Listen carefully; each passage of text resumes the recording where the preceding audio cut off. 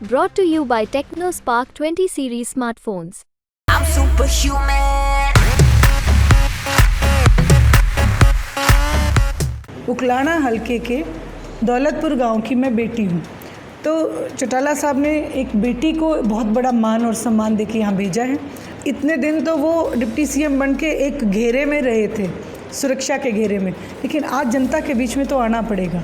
तो आज जनता उनको इसीलिए दोषी मानती है। वो अभी एमएलए बने निर्दलीय आदरणीय चौधरी देवीलाल जी की फ़ोटो उन्होंने लगाई थी।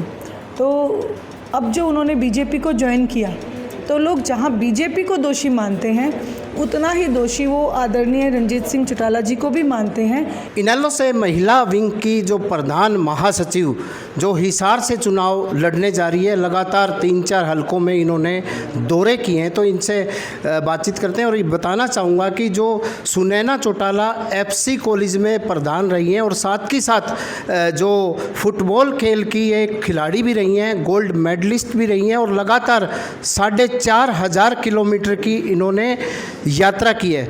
मैडम, आपने तैयारी शुरू कर दी है हिसार लोकसभा क्षेत्र के लिए, जो क्या कहेंगे? मैं सबसे पहले तो आपका बहुत बहुत धन्यवाद करूंगी, और साथ ही साथ मैंने हिसार लोकसभा से तैयारी की। क्योंकि हिसार लोकसभा में उकलाना जो हलका है, उकलाना हलके के दौलतपुर गांव की मैं बेटी हूं। तो चौटाला साहब ने एक बेटी को बहुत बड़ा मान और सम्मान देके यहाँ भेजा है, और मैं इसीलिए मैदान में हूँ। आपने एक बात कही कि मैं फ़ुटबॉल की गोल्ड मेडलिस्ट, मैं आपको बताना चाहती हूँ, मैं राइफ़ल शूटिंग में भी गोल्ड मेडलिस्ट हूँ। और पूरे कॉलेज में, जिस वक्त मैं कॉलेज में थी, तो ऑलराउंडर बेस्ट स्टूडेंट का प्राइज़ भी मुझे मिला है। तो उन सब चीज़ों को मैं यही कहूँगी कि मेरे पिताजी ने बहुत अच्छे से शिक्षित करके और मुझे इस काबिल बनाया। मैडम, अभी फ़िलहाल जो सिनेरियो बना है, जेजेपी से पार्टी छोड़कर लोग भाग रहे हैं, कैसे देखते हैं, क्या देखते हैं, क्या नाराज़गी है? और वो लोग जो पार्टी छोड़कर गए हैं, तो क्या लगता है वो इनेलो में शामिल हो रहे हैं आगे? जी बिल्कुल, क्योंकि उन्होंने दिन रात मेहनत करके इंडियन नेशनल लोकदल को बहुत मजबूती से खड़ा किया, और जो जेजेपी पार्टी बनी वो उनको ठग के लेगी। उन्होंने वायदे कुछ और किए थे, और जैसे ही सत्ता के नज़दीक वो पहुँचे, 10 सीटें आई, तो उन्होंने उनको ठग लिया, और आज वो ठगा महसूस कर रहे हैं। लौट के वापस वो इंडियन नेशनल लोकदल में आ रहे हैं, क्योंकि उनकी आस्था आदरणीय चौधरी देवीलाल जी की नीतियों में। मैडम, जैसे दिग्विजय चौटाला ये बोलते हैं कि जो हम लगातार गठबंधन में थे, आज उनका जो विरोध हो रहा है वो बीजेपी के कारण हो रहा है, जब तक वो 4.5 साल तक उनके साथ रहे। तो आप क्या कहेंगे?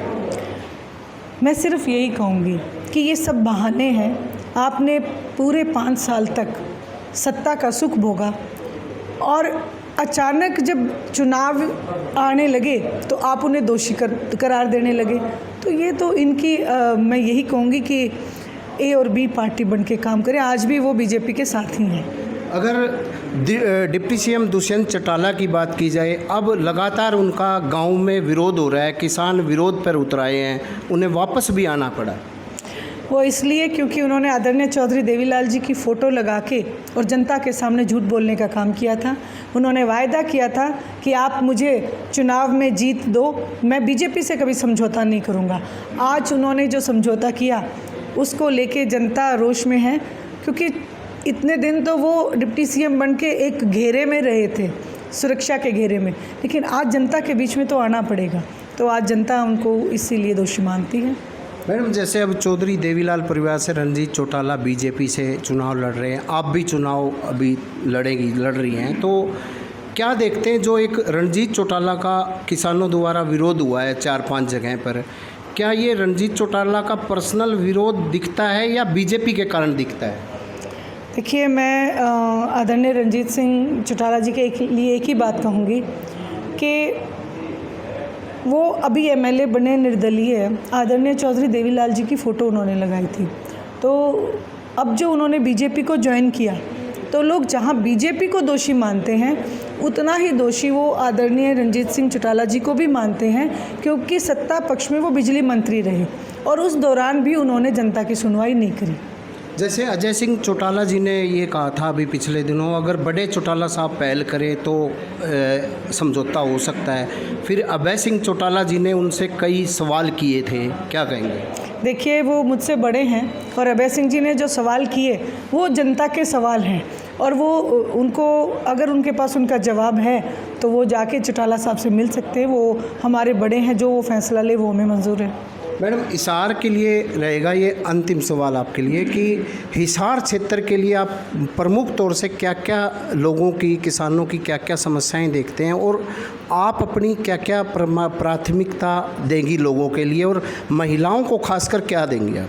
देखिए, सबसे पहले मैं आपको कहना चाहती हूँ कि लोकसभा में जाके, जो देश की सबसे बड़ी पंचायत है, वहाँ पे आज 70% मेरे भाई किसानी से जुड़े हैं, और क्योंकि मजदूरी भी किसानी से ही जुड़ी है, तो मैं सबसे पहला काम MSP की गारंटी के लिए लड़ाई लड़ूंगी, स्वामीनाथन की रिपोर्ट के लिए लड़ाई लड़ेंगे, और महिलाओं को जो ग्रामीण अंचल में मेरी माताएं बहनें हैं, उनका जो टैलेंट है, जो उनके पास किसी को पंखी बनानी आती है, कोई दरी बनानी आती है, उनके इस टैलेंट को विश्व पटल पे लाने की मैं भरपूर कोशिश करूंगी और लेके आऊँगी। मैडम, एक जो मनोहर लाल खट्टर पूर्व मुख्यमंत्री है, इन्होंने एक बयान दिया था चौधरी भजनलाल जी को लेकर, वो स्टेज पे बोला था, उसको लेकर आप क्या कहेंगे? मैं यही कहूँगी कि आदरणीय मनोहर लाल खट्टर जी ने जब भी कोई स्टेज पे कोई भी बात कही, वो वहाँ से माफ़ी मांग के उतरे।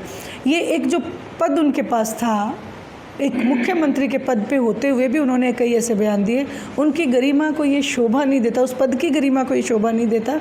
और भजनलाल जी के लिए जहाँ उन्होंने एक बात कही, तो मैं उनको याद कराना चाहती हूँ, जहाँ भजनलाल जी का नाम आता है वहाँ जंबेश्वर यूनिवर्सिटी का भी नाम आता है। तो ऐसे कदावर नेता के लिए ऐसे बोलना ये शोभा नहीं देता। जी, ये थे सुनैना चौटाला। इनका साफ तौर से कहना था कि वे लगातार दौरे करिए, लोगों का उन्हें काफ़ी भारी समर्थन मिल रहा है। प्रवीण कुमार, हिसार।